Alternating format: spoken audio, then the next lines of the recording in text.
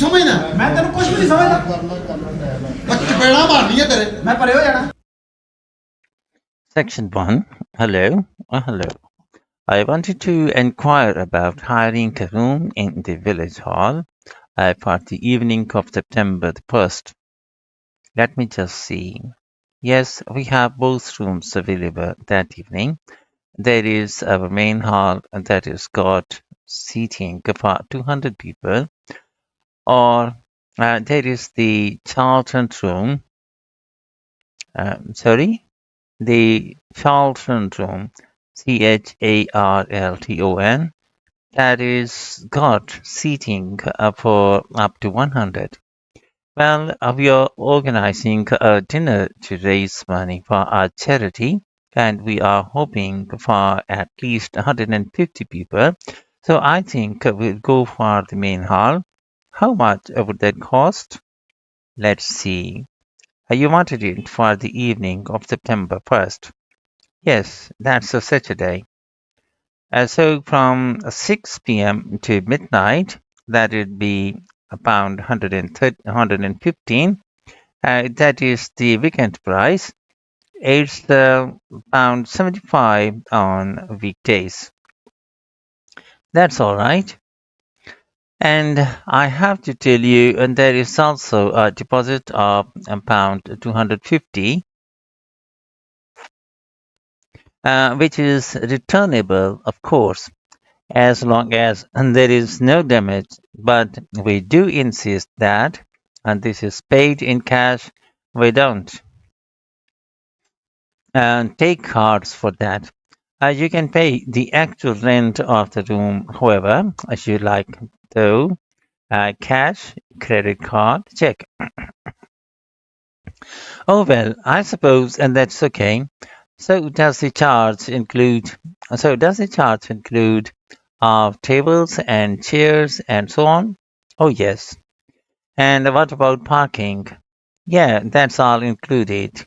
The only thing that isn't included is you said you were organizing a dinner. Yeah. Well, you will have to pay extra for the kitchen. If you want to use that, it's pound 25. It's got very good facilities, good quality cookers and fridges, and so on. Okay, well, I suppose that's all right. We can cover the cost in our entry charges. Right. So I'll make a note of that. Now, there are just one or two things as you need to think about before the event. For example, you will have to see about getting a license if you are planning to have any music during the meal. Oh, really? It's quite straightforward. I'll give you the details later on. And about a week or 10 days before your event, you'll need to contact the caretaker, and that's Mr. Evans, to make the arrangements for entry. He'll sort that out with you. And do I give him the payment as well? No, you do that directly with me. Right. Now, is there anything I need to know about what happens during the event? Well, as you will be aware, of course, the building is no smoking throughout, of course. Now, are you having a band? Yes. Well, they'll have a lot of equipment, so rather than using the front door, they should park their van around the back and use the stage door there.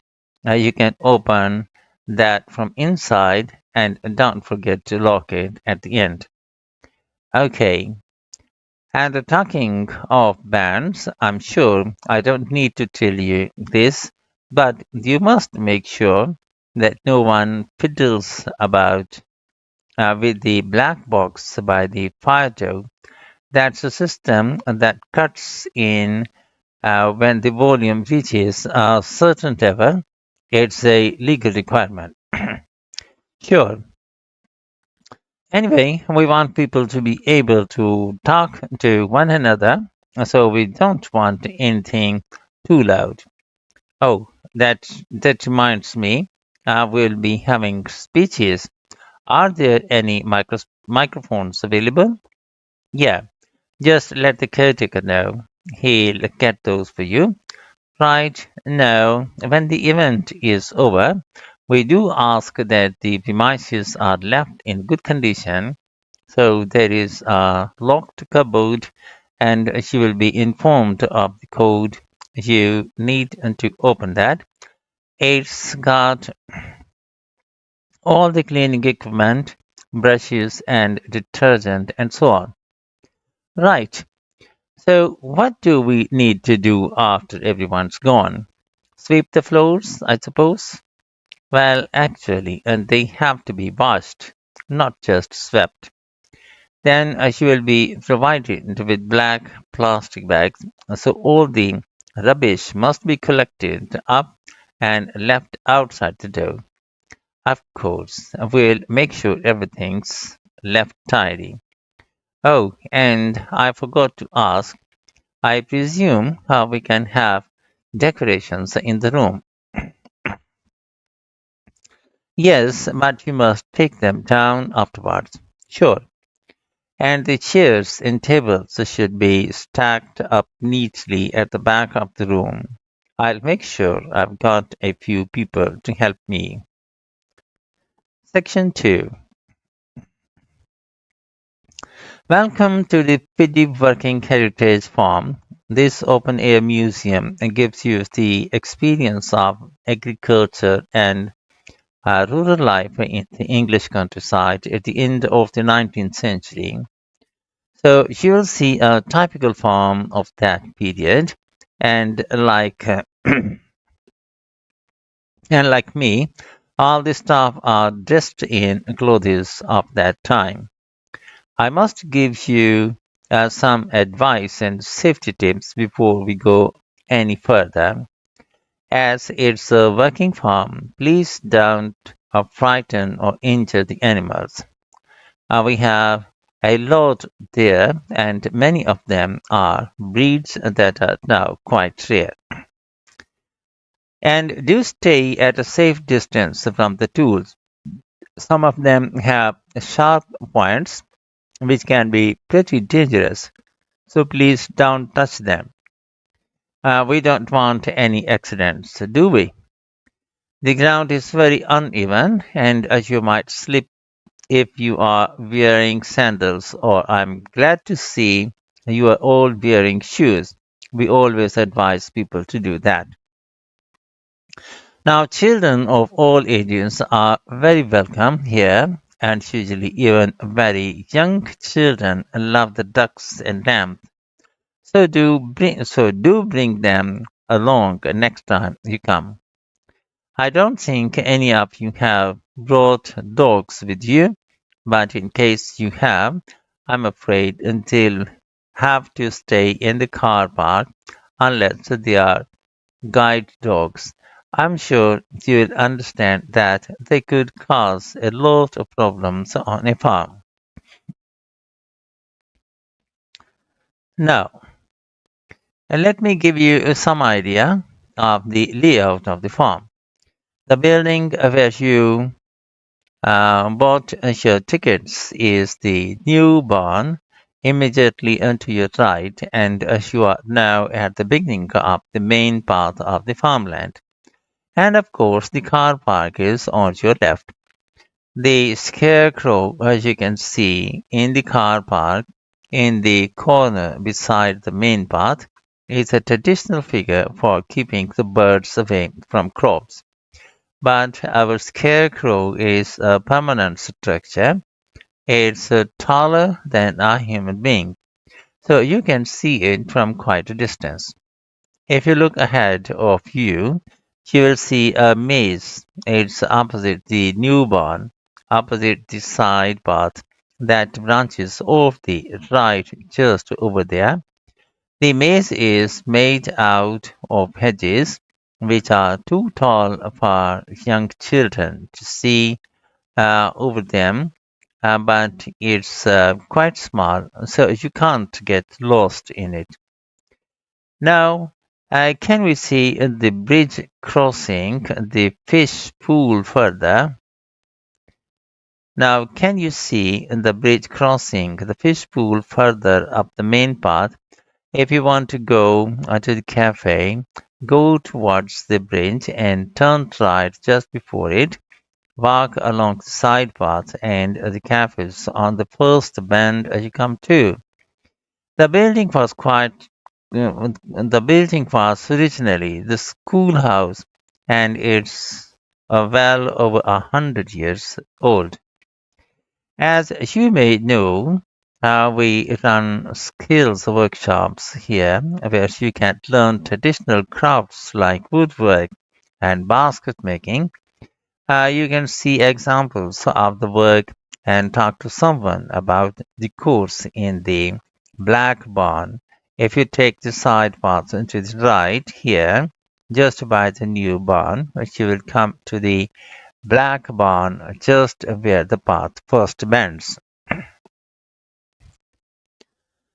Now, I mustn't forget to tell you about picnicking, as I can see some of you have brought your lunch with you. You can picnic in the field, though do clear up behind you, of course. Or if you'd prefer a covered picnic area, there is one near the farmyard just after you cross the bridge.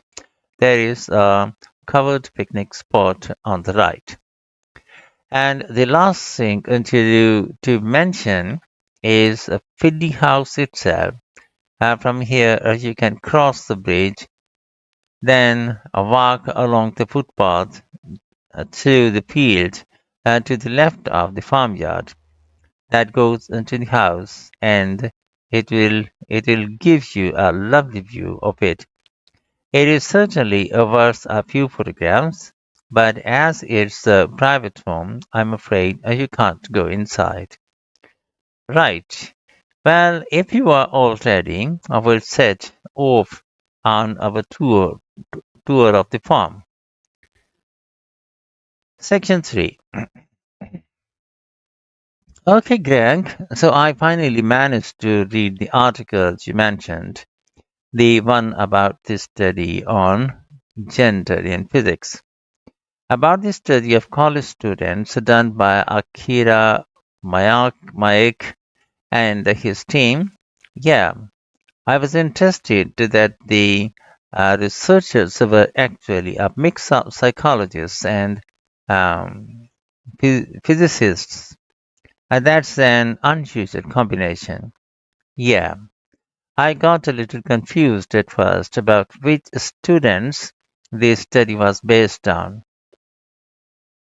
They weren't actually measuring in physics. They were majoring in what's known as the STEM discipline. That's science, technology, engineering, and math. Yes. And they were all doing physics courses as part of their studies. That's correct. So, as I understood it, Mike and co start Mike and Co. Started from the fact that the women are underrepresented, underrepresented, uh, represented, underrepresented in introductory physics course at college, and also that on average, the women who do enroll on these courses perform more poorly than the men. No one really knows why this is the case. Yeah, but what the researchers wanted to find out was basically that they could do about what they could do about the relatively low level of the women's results. But in order to find a solution, they needed to find out more about the nature of the problem. Right. Now let us see if I can remember It was that in the physics class, the female students thought the male students all assumed that the women weren't any good at physics. Was that it? And they thought that the men expected them to get uh, poor results in the tests. That's what the women thought, and that made them nervous, and so they did get poor results. But actually, they were wrong. No one was making any assumptions about the female students at all. Anyway, what Mike's team did was quite simple, getting the students to do some writing before they went into the physics class. What did they call it? Values affirmation. And they had to write an essay focusing on things that were significant to them, not particularly to do with the subject they were studying, but more general things like music or people who matter to them. Right. So the idea of doing the writing is that this gets the students thinking in a positive way, and putting these thoughts into words can relax them and help them overcome the psychological factors that lead into poor performance. Yeah, but what the researchers in the study hadn't expected was that this one activity raised the women's physics grades from the C to the B range, C to the B range. A huge change. Pity it wasn't to an A, but still, no, but it does suggest that the women were seriously under underperforming beforehand in comparison with the men. Yes, mind you, Mike's article left out a lot of details, like did the students do the writing just once or several times, and had they been told why they were doing the writing, that might have affected the results. You mean if they know the researchers thought it might help them to improve, then they'd just try to fulfill that expectation. Exactly. So anyway, I thought for our project we could do a similar study, but investigate whether it really was a writing activity that had that results. Okay, so we could ask them to do a writing task about something completely different, something more factual, like a general knowledge topic. Maybe, or we could have half the students doing a writing task and half doing something else, like an oral task. Or even half do the same writing task as in the original research and half do a factual writing task. Then we'd see if it really is the topic that made the difference or something else. That's it. Good. So at our meeting with the supervisor on Monday, we can tell him we've decided on our project. We should have our aims ready by then. I suppose we need to read the original study. The article's just a summary. And there was another article I read by Smolinsky. It was about her research on how women and men perform in mixed teams in class compared with single sex teams and on their own. Let me guess. The women were better at teamwork. And that's what I expected. But actually, the men and the women got the same results, whether they were working in teams or on their own. But I guess it is not that relevant to us. What worries me, anyway, is how we are going to get everything done in the time. Will we okay now? We know that we are doing what we are doing, and though I'm not clear how we assess whether the students in our experiment actually make any progress or not. Now, we may need some advice on that. The main things and to make sure we have the right size sample, not too big or too small. That shouldn't be difficult, right? What do we need to do next? We could have a look at the timetable for the science classes, or perhaps we should just make an appointment and to see one of the science professors. That would be better. Great. And we could even get to observe one of the classes. What for? Well, okay, maybe let's just go with your idea. Right, well, section 4. I've been looking at ocean biodiversity. That is the diversity of species that live in the world's oceans. About 20 years ago, biologists developed the idea of what they called biodiversity hotspots. These are the areas which have the greatest mixture of species. So, one example is Madagascar. These hotspots are significant because they allow us to locate key areas for focusing efforts at conservation.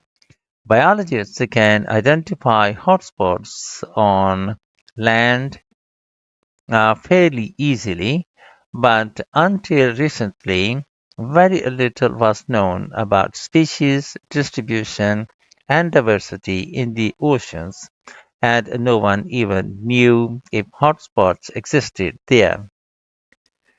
Then a Canadian biologist called Boris Worm did some research in 2005 on data on ocean species that he got from the fishing industry. Worm located the five hotspots for large ocean predators like sharks and looked at what they had in common. The main thing he'd expected to find was that they had very high concentration of food, but to his surprise, that was only true for four of the hotspots. The remaining hotspots was quite badly off in that regard. But what he did find was that in all cases, the water at the surface of the ocean had relatively high temperatures even when it was cool at greater depths. So this seemed to be a factor in supporting a diverse range of these large predators. However, this wasn't enough on its own because he also found that the water needed to have enough oxygen in it. So these two factors seemed necessary to support the high metabolic rate of these large fish. A couple of years later, in 2007, a researcher called Lisa Balance, who was working in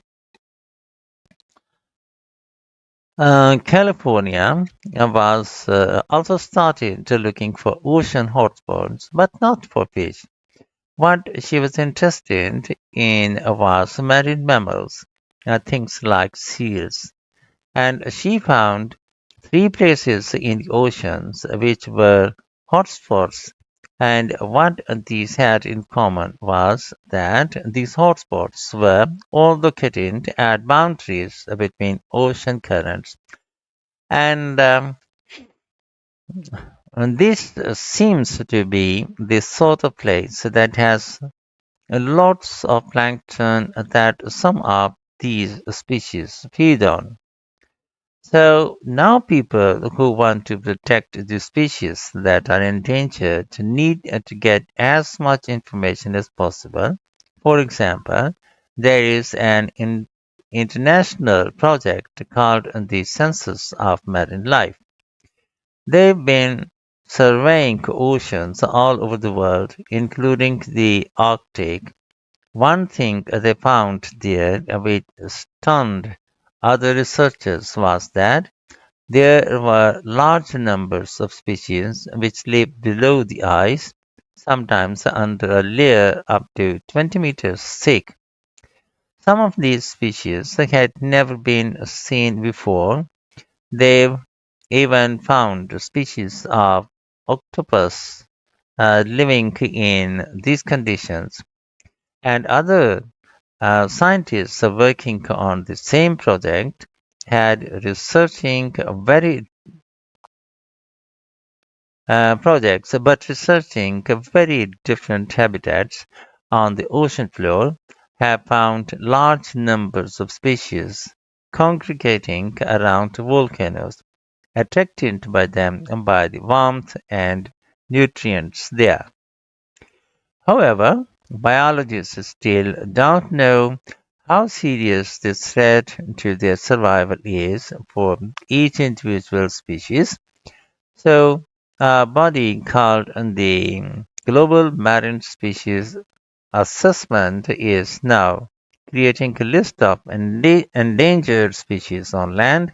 So they consider things like the size of the population,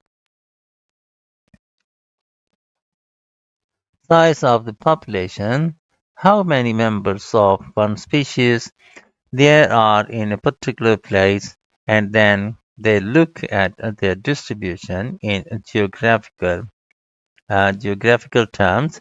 Although this is quite difficult when you are looking at fish because they are so mobile, and then thirdly they calculate the rate at which the decline of the species is happening. So far only 1,500 species have been assessed, but they want to increase this figure to 20,000. For each one they assess, they use the data they collect on the species to produce a map showing its distribution. Ultimately, they will be able to use these to figure out not only where most species are located, but also where they are most threatened. So finally, what can be done to retain the diversity of species in the world's oceans? Firstly, we need to set up more reserves in our oceans, places where marine species are protected. We have some, but not enough. In addition to preserved species such as leatherback turtles, which live out in the high seas but have their nesting sites on the American coast. We need to create corridors for migration so they can get from one area to another safely. As well as this action needs to be taken to lower the levels of fishing quotas, and to prevent overfishing of endangered species. And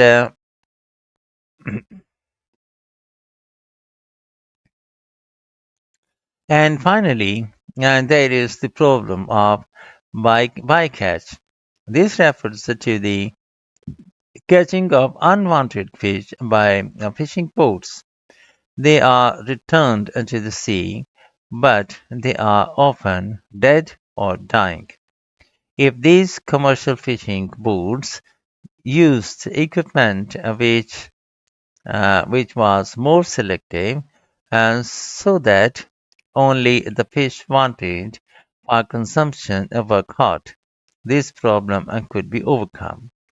Okay, so does anyone have any